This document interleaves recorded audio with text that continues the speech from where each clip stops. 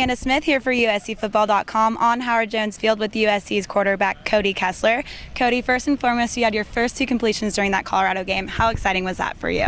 It was definitely really exciting, and especially getting to have them in front of our home crowd and getting to play in front of everybody at the Coliseum. It was pretty awesome. But it's just kind of been a long process with everything in the season, and it's nice finally to get a shot and get in there and play a little bit and get some reps. And then especially doing the score team, on special teams and stuff.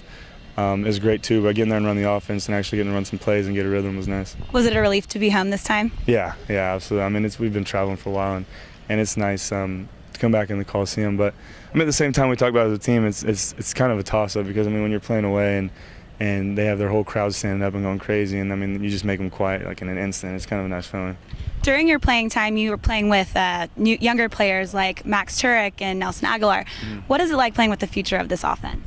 It's great just because those will be the guys that I'll be playing with growing up and coming up through the program and stuff. So it's nice getting to get in there with them and at the same time all of us get experience like together and stuff, and then getting to throw to George, having George in there, and all those young guys is kind of basically what our program's being built off of right now. So it's nice getting there with them. You mentioned you're also playing on special teams. You're usually number 6. You came in wearing number 35 this time. What was the reason behind that? That is a great question. I have no idea. We got to the Coliseum and Baxter was just like, "Hey, you're wearing 35 for the first half," and I was like, "All right." And then, or he just said, "You're wearing 35," and I was thinking in my head, and I was like, "Okay, cool." And I wasn't gonna ask. I don't know. It was a game time decision. I was just like, "Yes, sir." And then, of course, I had to switch back to going at 6 because I couldn't go in a legal number. So I don't know what the reason was behind it. I didn't do anything different than what I've always done with the score team and stuff. So I was just like, all right. So I don't know if Baxter had something up or what was going on, but I have no idea. Did you think it was kind of tricky though?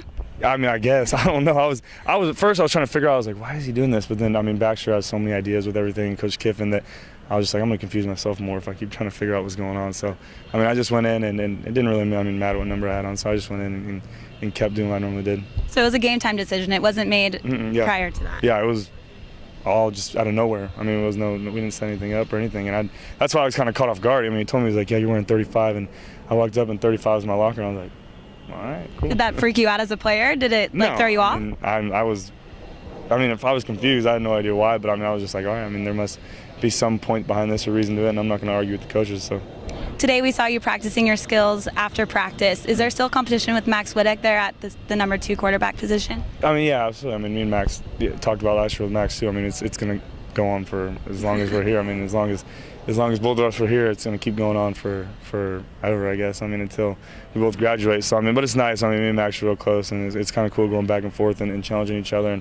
And especially when we do the drills on there with the quarterbacks and stuff. We kind of go back and forth. So that competition probably will never end. So now looking ahead at U of A, what have you seen from them that they bring in terms of challenges on the defense? They have a great defense. They're really fast, and they put a lot of their skill guys, I guess, at the outside linebacker position, and they're real fast, and their DBs are really well, and it's just, they're a great team, and especially what Coach Kiffin was talking about, how their offense can put up points, like that, and they can go no huddle and everything. So our offense is going to have to come with it, and we're going to have to put up a lot of points and help our defense out and give them a little bit of a cushion just because of how explosive their offense can be. But our defense has been preparing great too. So they run a 3-3-5 defense there at U of A. Is that a concern for you guys, and how are you guys preparing for it? No, we're just going to treat it like we've always treated 3-3 defense. Just nothing different, and then just come out and make our reads and just keep watching film. And it kind of, at first, today's the first day of preparing for them, but the more you watch film, the more you find tendencies that they have and everything. So it's nice to get to see that and break it down more. So the further the week goes on, it'll get better. From Howard Jones Field, I'm Amanda Smith. Check out USCFootball.com for more.